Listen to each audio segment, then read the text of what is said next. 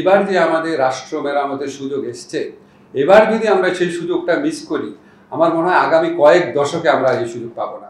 যে আইন করা তো আসলে খুব কঠিন কাজ না, খুব কঠিন কাজ না।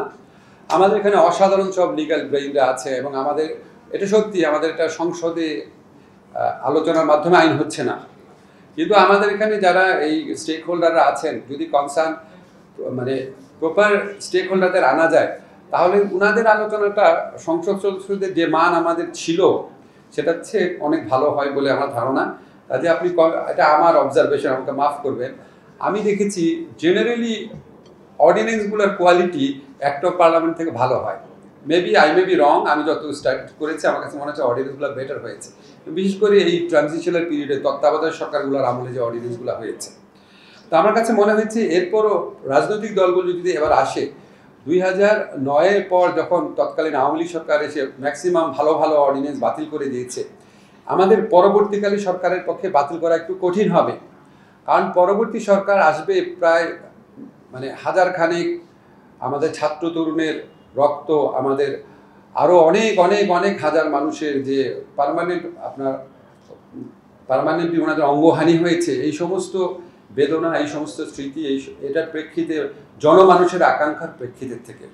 তো নেক্সট সরকারের পক্ষে এত সহজে সংস্কার আকাঙ্ক্ষাকে উপেক্ষা করা সম্ভব হবে না, কারণ এত কষ্ট, এত ত্যাগ কখনোই বাংলাদেশের মানুষ কোনো সংস্কারের জন্য বা রাষ্ট্র মেরামতের জন্য কখনো করে নাই। আনপ্রেসিডেন্টেড বাংলাদেশে কেন, আমার মনে হয় সাবকন্টিনেন্টের ইতিহাসে একটা আনপ্রেসিডেন্টেড ঘটনা। তো আমি একটা কথা বলে শুধু শেষ করব।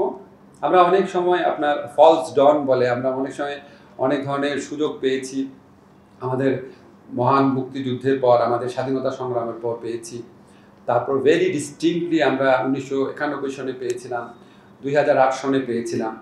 তো কোনো আপনার সুযোগই আমরা সদ্ব্যবহার করতে পারি নাই। এবার আমার মনে হয় এত ত্যাগ, এত রক্তক্ষয়ের পর এবার যে আমাদের রাষ্ট্র মেরামতের সুযোগ এসছে, আমাদের যে একটু সুশাসন প্রতিষ্ঠা, মানবাধিকার প্রতিষ্ঠার যে সুযোগ এসেছে, এবার যদি আমরা সেই সুযোগটা মিস করি, আমার মনে হয় আগামী কয়েক দশকে আমরা এই সুযোগ পাবো না। কাজে এই সুযোগ আমাদের কোনোভাবেই মিস করা চলবে না। আমরা আরও কনসেন্ট্রেশন করব, আরও মতামত নিব। আমি খুবই খুশি হয়েছি আমাদের এই আইনটাকে একটু তুলোধনা করে দেওয়া হয়েছে, এটা ভালো হয়েছে, আমাদের জন্য একটা ইনসেন্টিভ তৈরি হয়েছে, আমরা আরও ভালো করার চেষ্টা করব। 2বার কনসালটেশন করব, 3বার কনসালটেশন করবো। একটা খুব ভালো সাজেশন আসছে পলিটিক্যাল পার্টির সাথে কনসালটেশন, এইটা পলিটিক্যাল পার্টির জন্য খুবই রেলিভেন্ট, অবশ্যই করব। আপনাদের সবার সহযোগিতায় ইনশাল্লাহ আমরা একটা ভালো আইন করতে পারবো, এবং আমাদের প্রত্যাশা আছে এই সরকারের আমলে অন্তত কিছু নিয়োগ যদি আমরা অ্যাটর্নি সার্ভিসে দিয়ে দিতে পারি, সেই চেষ্টা করব।